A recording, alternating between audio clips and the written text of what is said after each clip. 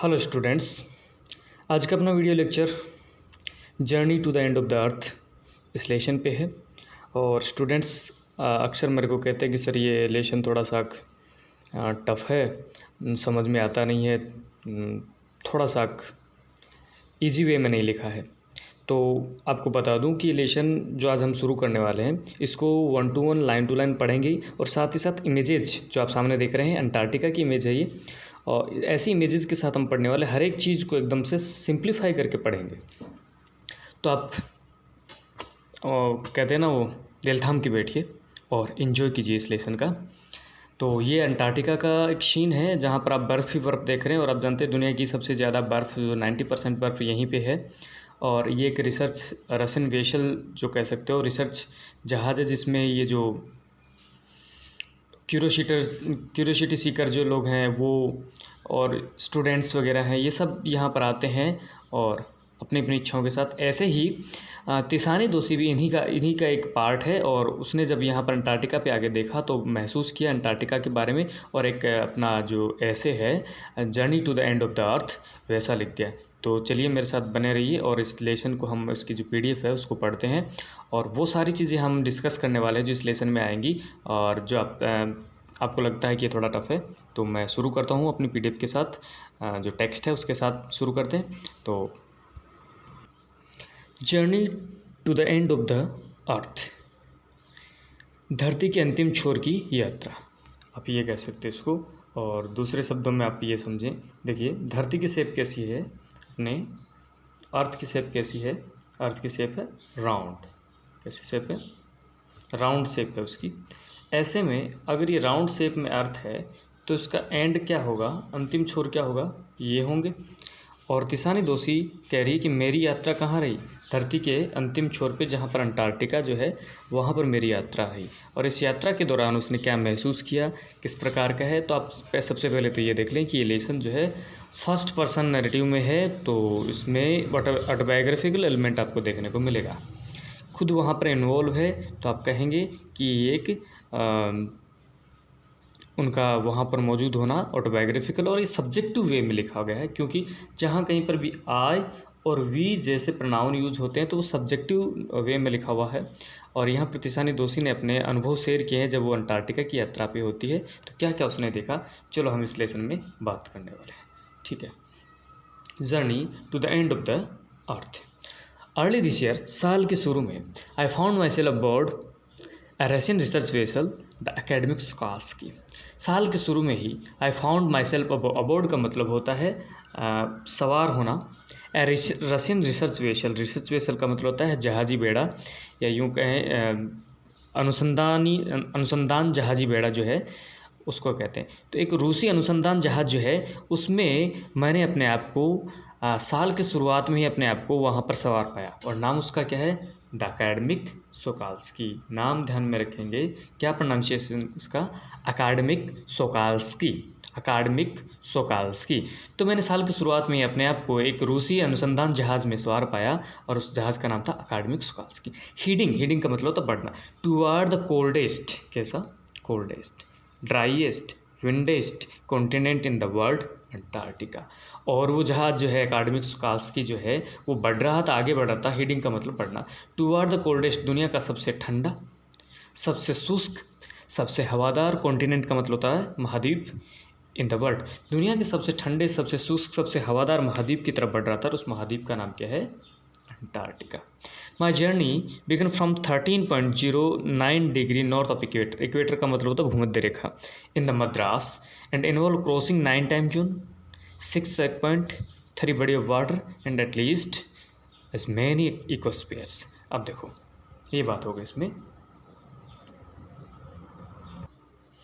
ये इक्वेटर है, देखिए ये इक्वेटर है, यहाँ पर जो हम देख सकते हैं ये इक्वेटर यहाँ पर है भूमध्य रेखा।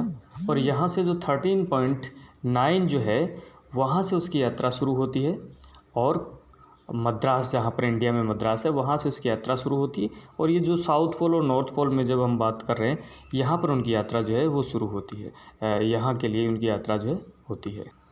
अब देखिए जैसे ये भूमध्य रेखा है, ये भूमध्य रेखा, और यह मान लीजिए 13.09 डिग्री से उसकी यात्रा शुरू होती है और ये बढ़ जाती है इस तरफ, या फिर जो अंटार्कटिका अपना जो है उस तरफ बढ़ जाती है, अंटार्कटिका की तरफ 13.09 डिग्री से ये इसकी यात्रा शुरू होती है। ठीक है, इसने क्या कहा, my journey began from 13.09 degree north of equator. North किधर पड़ता है, ये साउथ है ना, ये साउथ, ये नॉर्थ। ठीक है, नॉर्थ की तरफ होता है, तो सॉरी इसको ऐसे करते हैं अपन, ये करते हैं ऐसे, ये नॉर्थ की तरफ।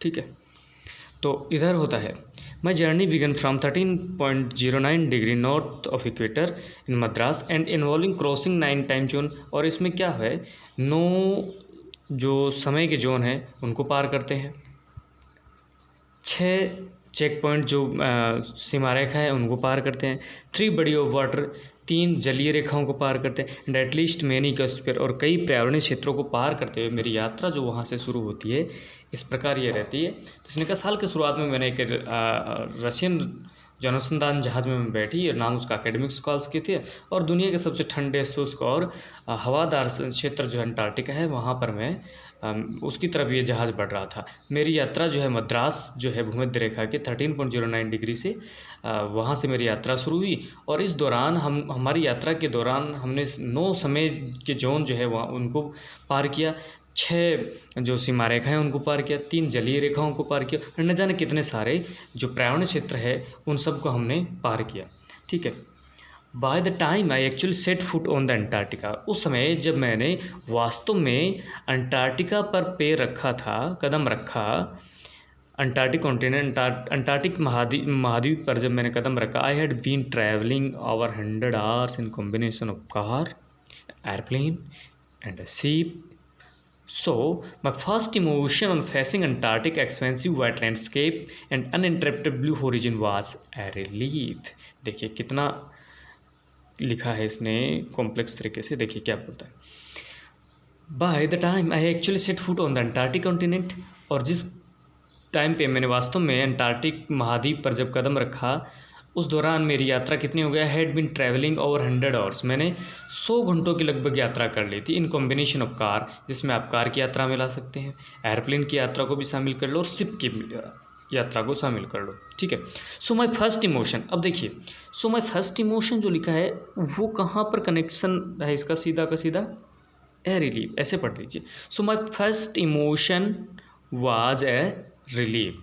क्यों, ऐसे में 100 घंटे की यात्रा करने के बाद में धरती पे कदम मेरे टिक रहे हैं, तो मेरी यात्रा कैसी है, राहत वाली रही। अब बीच में इसने एक और फंसा दिया है, तो ये थोड़ी सी लाइन कैसी होगी, कॉम्प्लेक्स, तो हम इसको ऐसे नहीं पढ़ के कैसे पढ़ेंगे, so my first emotion was relief. So मेरा पहला इमोशन कैसा था, रिलीफ वाला था, राहत वाला था। अब बीच वाली लाइन में पढ़ लेता हूँ, on facing Antarctic expensive white landscape, Antarctica की जो वाइट लैंडस्केप जो है, जो भूमि जो है, and uninterrupted blue horizon was relief.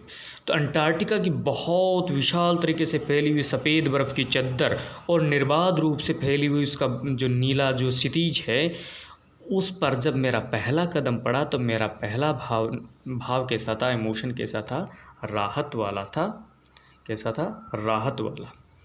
ठीक है, follow up with the immediate and profound wonder, और साथ ही साथ इस राहत के साथ क्या क्या था मेरे, follow up with the immediate and profound wonder, साथ ही साथ इमीडिएट तुरंत, और प्रोफाउंड का मतलब होता है गहरा, वंडर का मतलब आश्चर्य, साथ ही साथ मैं गहराई के साथ, मैं आश्चर्य के साथ और गहराई के साथ मैं आश्चर्यचकित हो गई, और गहरा बहुत ही ये आश्चर्य वाली बात थी। ठीक है, वंडर, और ये फिर आश्चर्य किस बात का था, और ये क्या हुआ इसके साथ, ये बात है, वंडर एट इट्स इमेंसिटी, ये जो आश्चर्य जो था मेरा, ये इसकी इमेंसिटी का था, इसकी विशालता का, इट्स आइसोलेशन, इसके अलग थलग पड़े रहने का, दुनिया से कटा हुआ है, इन जो धरती का हिस्सा होने के बावजूद भी धरती से दूर है। क्यों, क्योंकि ना तो यहाँ पर जनजीवन है, ना वनस्पति है, वो सारी चीज़ें जो हमें धरती पे होने का एहसास दिलाती है, ऐसा वहाँ पर न के बराबर है, इसलिए अपने आप में आइसोलेटेड भी है, अलग अलग है। But mainly to how there could ever have been a time when India and Antarctica were parts, of the same land. तो उसने कहा कि मुझे ये आश्चर्य जो हुआ ना, वो इसकी विशालता पर भी हुआ, मुझे इस आश्चर्य जो हुआ इसके आइसोलेशन पे भी हुआ कि अलग थलग पड़ा दुनिया से और बिल्कुल कटा है, किसी भी तरीके की ये मैच नहीं करता बाकी दुनिया से, ये तो ठीक है। लेकिन मुख्य रूप से मुझे आश्चर्य वो हुआ at how there could ever been time when Indian Antarctica और parts of the same land mass. लेकिन कह रही है कि मेरे को सबसे ज़्यादा आश्चर्य इस बात का हुआ कि क्या हुआ होगा जब ये पूरी दुनिया में ये भारत और अंटार्कटिका जो है, Indian Antarctic were part of the same land मास। क्या हुआ होगा उस समय जब इंडिया और अंटार्कटिका सेम ही लैंड मास के एक ही भूमि कैसे थे। अब देखो इसमें आश्चर्य वाली बात क्या है, बिल्कुल आश्चर्य की बात है, क्योंकि एक तरफ अंटार्कटिका जहाँ पर दुनिया की 90% बर्फ़ पड़ी है, और एक तरफ भारत जिसको गर्म प्रदेशों में गिना जाता है, जहाँ पर फ्लोरा एंड फौना जो है, वनस्पति और जीव जंतु की बहुतायत है, और यहाँ पर वनस्पति और जो जनमानस न के बराबर है। तो कितनी ज़्यादा भिन्नता है, कभी ये एक ही भूमि के हिस्से थे। तो ये बड़ा ही आश्चर्य देने वाला विषय था तिसाने दोषी ने जब ये महसूस किया। तो अब देखिए, ये धरती पहले इस प्रकार से बनी हुई थी। गोंडवाना नाम का एक बहुत ही बड़ा लैंड मास था, और इंडिया जो है, आप ये यहाँ पर देख सकते हैं, इसमें इंडिया ये रहा अपना, सॉरी ये अपना इंडिया रहा, ये रहा, और ये रहा अंटार्कटिका। जब दोनों एक ही भूमि के पार्ट थे, और उस भूमि का नाम क्या था, उस भूमि का नाम था गोंडवाना। ठीक है, तो क्या रहा होगा उस समय, क्या स्थितियां रही होगी, और उसके बाद में ये परिवर्तन होते रहे, धीरे धीरे भूगर्भिक स्थितियां बदलती रही, ये परिवर्तन होते रहे, तो ये सेपरेट हो गए, अलग अलग हो गए, और आज की जो स्थिति है वैसे बन गए। तो चलिए हम चलते वापस अपने टेक्स्ट पे।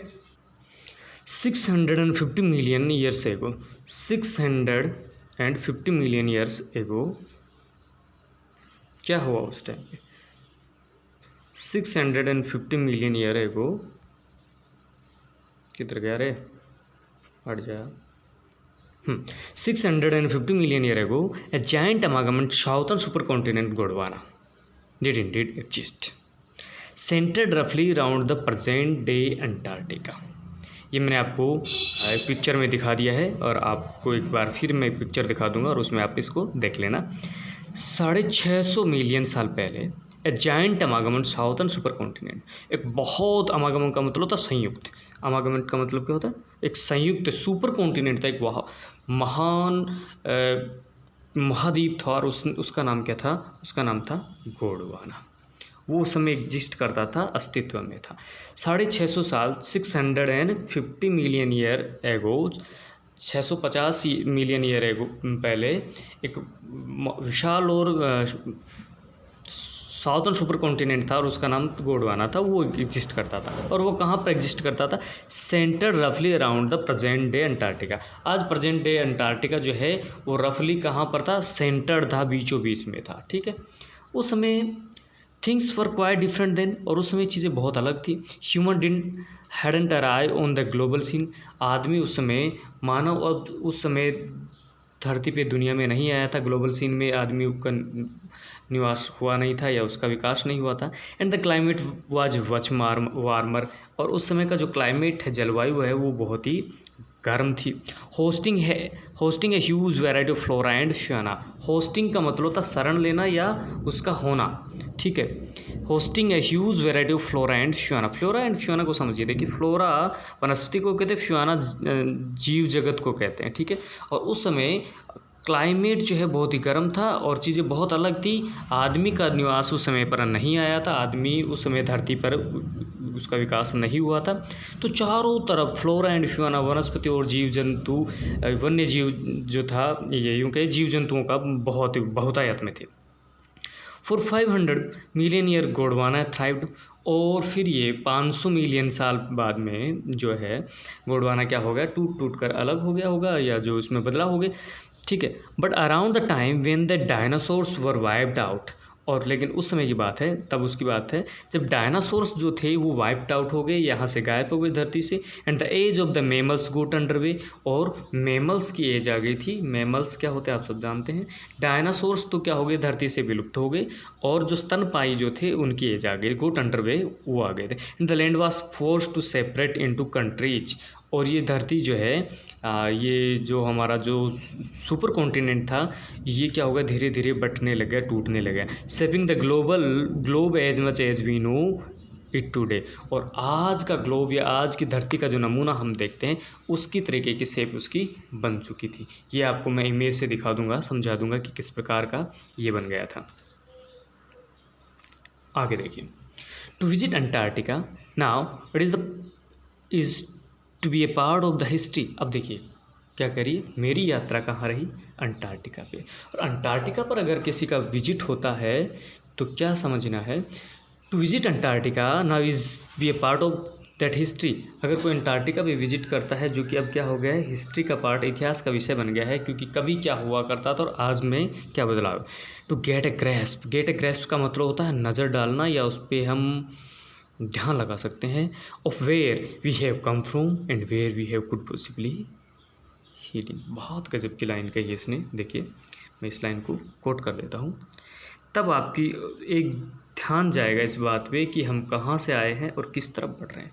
We have come from and where we could possibly be heading, कि हम कहाँ से आए हैं और किस तरफ बढ़ रहे हैं। It is to understand the significance of Cordilleran Fault and Precambrian granite silt। और तब आपको समझना पड़ेगा, ये बहुत ही महत्वपूर्ण हो जाएगा आपके लिए। क्या समझना, द कोर्डियलियन फोल्ड, ये चट्टानों के बारे में, और प्री कैम्ब्रियन ग्रेनाइट सिल्ट जो है, प्री कैम्ब्रियन जो ग्रेनाइट की जो चट्टानें हैं उनको समझना आपके लिए बहुत महत्वपूर्ण हो जाएगा। ओजोन की स्थितियों को समझना आपके लिए बहुत ज़रूरी हो जाएगा। कार्बन को समझना आपके लिए बहुत ज़रूरी हो जाएगा, बहुत आवश्यक हो जाएगा।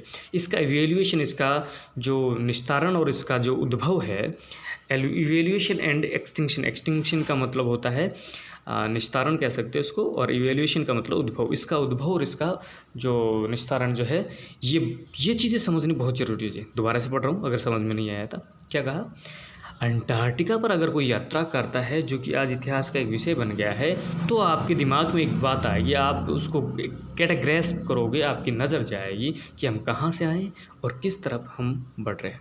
इट इज़ टू अंडरस्टैंड, और ये समझना बहुत महत्वपूर्ण है, ये बहुत ही महत्वपूर्ण है हमारे लिए। तब आप समझेंगे कोर्डेलियन फोल्ड क्या है, उसको समझेंगे।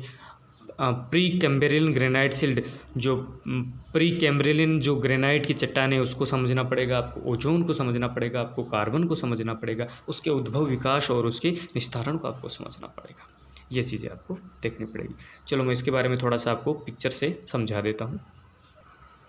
देखिए, प्री कैम्ब्रियन ग्रेनाइट सिल्ट इस प्रकार की है, यह यूँ कि बहुत ही पुरातन है। These are the granite sheets which are formed approximately 4.5 billion years ago until the start of the Cambrian। तो ये चीज़ आपने देखी, और आपको बताते ये आपका कोर्डेलियन फोल्ड है।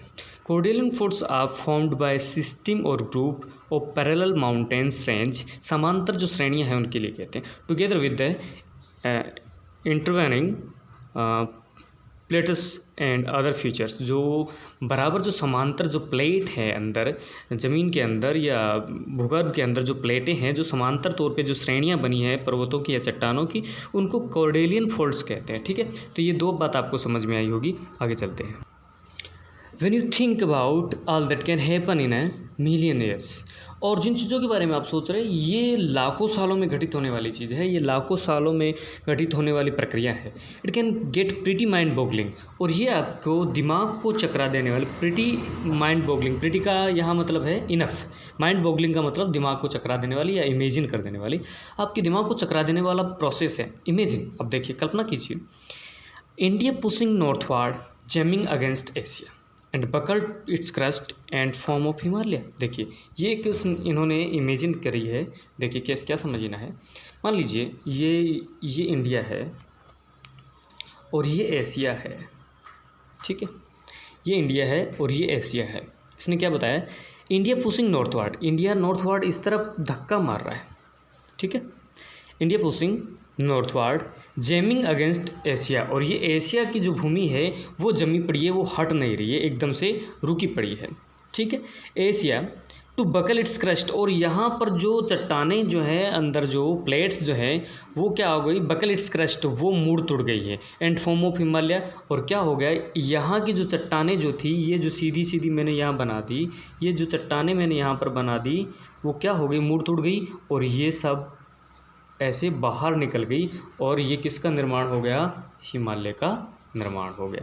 तो ये इस प्रकार की स्थितियाँ बनी है, ये आपको इमेजिन करना है। और जब ऐसी स्थितियाँ हैं तो आपको लगेगा south America drifting of join north America, ऐसे लगेगा जैसे ये इधर अमेरिका है, ये इधर अमेरिका है, और इधर ये है। साउथ अमेरिका जो है ऐसे लग रहा है इसको जुड़ रहा है, ये चिपकने की कोशिश कर रहा है इसे। Drifting of join north America, ऐसे लग रहा है कि इसके पास पास जाके इसको जोड़ने की कोशिश कर रहा है। ओपनिंग ऑफ डायरेक्ट पैसेज, और यहाँ पर डायरेक्ट पैसेज क्या है, दर्रे खुलने लग जाते हैं। To create a cold circumpolar current keeping Antarctica freeze, और इसी से क्या हुआ, इस प्रकार की स्थितियाँ, इस प्रकार की भूगर्भिक स्थितियाँ जो बनती है, इसी से क्या हो जाता है, ओपनिंग डायरेक्ट पैसेज खुल जाते हैं, दर्रे खुल जाते हैं, और इससे क्या होता है, क्रिएट अ कोल्ड सर्कमपोलर, इससे ठंडी जो जलधाराएं हैं वो पैदा होने लग जाती है। सर्कल पोलर का मतलब हो तो जलधाराएं, जो ठंडी जलधाराएं जो है वो होने लग जाती है। यहाँ पर आपको डायरेक्ट पैसेज क्या होता है इसकी मैं इमेज दिखा दूंगा, आप देख लेना, उसको समझ जाना। और इससे क्या होता है, कीपिंग अंटार्कटिका फ्रीज, और इससे अंटार्कटिका फ्रीज हो गया, या यूँ है अंटार्कटिका की जलवायु कैसी होगी, ठंडी। अब पहले क्या कहा, भारत और अंटार्कटिका के लैंड मास एक ही था, और स्थितियाँ तब कैसी थी, मच वार्मर थी। लेकिन अब क्या हो गया है, बादलों की आवाज़ सुन रहे होंगे आप आराम से, मज़ा आ रहा है एकदम। हाँ, तो क्या अंटार्कटिका फ्रीज हो गया, ठंडा हो गया, डाइजोलेटेड, निर्जन हो गया, ये यूँ कहीं बंजर हो गया, and the bottom of the world, और दुनिया के एकदम से बॉटम में जाके चला गया है। ठीक है, ये बातें हुई। आगे बात करते हैं, अब अपने बारे में कह रहा है।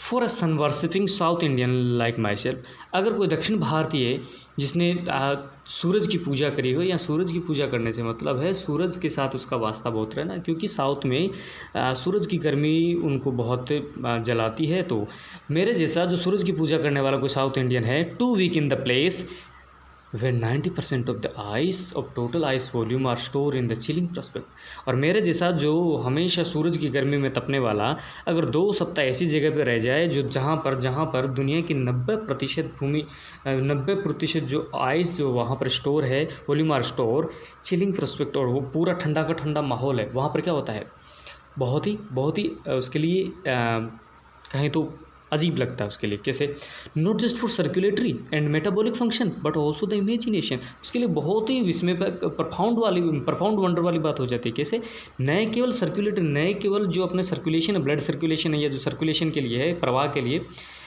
बल्कि मेटाबॉलिक चयापचय के लिए, नए केवल सर्कुलेशन और चयापचय क्रियाओं के लिए, बल्कि इमेजिनेशन के लिए, उसका इमेजिनेशन भी प्रभावित होता है। अब देखिए क्या बात कही इसने, समझने की बात क्या है। उसने कहा मेरे जैसा गर्म प्रदेश में रहने वाला आदमी अगर दुनिया की 90% बर्फ़ जहाँ पर स्टोर है ऐसी जगह पे चला जाए, तो सीधी सी बात है उसका सर्कुलेशन और उसका मेटाबॉलिक सिस्टम तो पहले से ही जाम हो जाएगा। लेकिन वो ही नहीं, साथ ही साथ उसकी इमेजिनेशन है ना, वो भी प्रभावित हो जाएंगे। और कैसा लगता है, it is like walking into a giant ping pong ball, जैसे टेनिस की बॉल में घूमने के जैसा है। मान लीजिए ये टेनिस की बॉल है, मैं इसकी इमेज दिखा दूंगा आपको। मान लीजिए ये टेनिस की बॉल है, और टेनिस की बॉल में कोई यहाँ पर है, और वो चल रहा है, चलता चलता चलता चलता ऐसे आ जाता है, फिर वो चलता चलता, तो कभी इसका एंड नहीं आने वाली बात है। तो ये बात होगी इस वाइट लैंडस्केप, सफ़ेद बर्फ़ की चद्दर जिसका कोई अंत नहीं है, वहाँ पर तो चलना कैसे, टेनिस की बॉल में चलने का जैसे। It is like walking into giant ping pong ball, giant का मतलब होता है विशाल, डिवाइड ऑफ में एनी ह्यूमन मेकर्स, जहाँ पर कोई भी मानव के होने का निशान मात्र नहीं, मार्कर्स का मतलब निशान से, जहाँ पर मानव के होने का कोई निशान नहीं। No trees, no billboards, no buildings, कोई पेड़ पौधा नहीं, कोई विज्ञापन बोर्ड नहीं, कोई बिल्डिंग्स नहीं। You lose all earthly sense of perspective, and time there. अब यहाँ पर भौतिक जो सेंस है आपका, भौतिक ज्ञान जो है उसको पूरी तरीके से भूल जाओगे। आपको समय का ज्ञान नहीं रहेगा, आप सारे भौतिक ज्ञान जो है उसको भूल जाएंगे। The visual scale range of microscopic to mighty. और क्या कहा है, अगर आप विजुअल स्केल में देखें और देखने के तौर पे देखें तो आपको हर एक चीज़ मिलेगी। क्या? माइक्रोस्कोपिक टू माइटी, छोटे से छोटा जीव और बड़े से बड़ा जीव मिलेगा। मिजीज एंड माइट्स, देखिए इसका प्रोनाउंसिएशन क्या है, इसका प्रोनाउंसिएशन है मिजीज। मिजीज होता है कीट पतंगे, और जो मच्छर जो है, माइट्स जो है उनको कहते हैं। मच्छर ये कीट पतंगे हैं, वहाँ से लेके टू ब्लू व्हेल, बड़ी बड़ी जो ब्लू व्हेल जो मछलियाँ हैं, छोटे से छोटा और बड़े से बड़ा मिलेगा। And the iceberg as big as country, और बड़े बड़े हिमखंड मिलेंगे। जितना कि एक देश बड़ा होता है उतने बड़े आपको हिमखंड मिलने वाले हैं। और the largest record was the size of Belgium, और सबसे बड़े हिमखंड की रिकॉर्ड कितना बेल्जियम देश के आकार का रहा। डेज गो एंड ऑन, और टाइम बीतता जाता है। And in the surreal 24 still summer light, और जो 24 घंटे रहने वाली जो ग्रीष्मकालीन जो रोशनी जो है उसके बारे में। एविक्यूटर साइलेंस, और कभी ना टूटने वाली जो साइलेंस जो है, कभी ना टूटने वाली जो साइलेंस, शांति जो है उसके बारे में बात कर रहा है। इंटरप्ट ओनली बाय अकेजनल एवेलेंस, हमेशा बनी रहने वाली शांति जो है कभी कभी इंटरप्ट होती है। ओनली बाय द अकेजनल एवेलेंस, वो भी कभी कभार अक्सर होने वाले। एवेलेंस का मतलब होता है हिमस्खलन। हिमस्खलन, हिमस्खलन का मतलब होता है बर्फ़ का फिसल जाना, उसको कहते हैं। तो कभी कभार होने वाले हिमस्खलन की वजह से ये चुप्पी, ये शांति टूटती है। कॉन्सेक्रेट ऑल प्लेस, जो इस पवित्र स्थान को क्या बनाए रखती है, पवित्र बनाए रखती है। It is immersion that will force you to place yourself in the context of the earth geological history. और ये वाला जो विचार जो है आपको, ये वाला विचार जो है आपको प्रभावित करता है इस कॉन्टेक्स्ट में, अर्थ के जियोलॉजिकल कॉन्टेक्स्ट में, धरती के जो भौगोलिक जो इतिहास है उसके कॉन्टेक्स्ट में आपको प्रभावित करता है। एंड फॉर ह्यूमन, और रही बात मानवों की, the prognosis is not good. Prognosis का मतलब होता है पूर्वानुमान, और रही बात मानवों की, तो पूर्वानुमान जो है अच्छी बात नहीं है। ठीक है, ये रहा इसका एक पार्ट। हालांकि इसके 3 पार्ट है जो मैं आपको बता दूं इधर। ह्यूमन इम्पैक्ट आएगा जिसके बारे में हम बात करेंगे। Then walk on ocean. तो ये दोनों चीज़ें हम आगे लेने वाले हैं नेक्स्ट पार्ट में, क्योंकि थोड़ा सा ये अलग अलग चीज़ें हैं। तो एक पार्ट अपना यहाँ होता है। आपको लेसन कैसा लगा और कैसी ये सारी चीज़ें रही, इसके बारे में आप कमेंट में ज़रूर बताएं, और अपने साथियों के साथ इसको शेयर भी करें। सब्सक्राइब वाली बात पहली बार कर रहा हूँ तो आप कर सकते हैं। ठीक है, ओके, थैंक यू।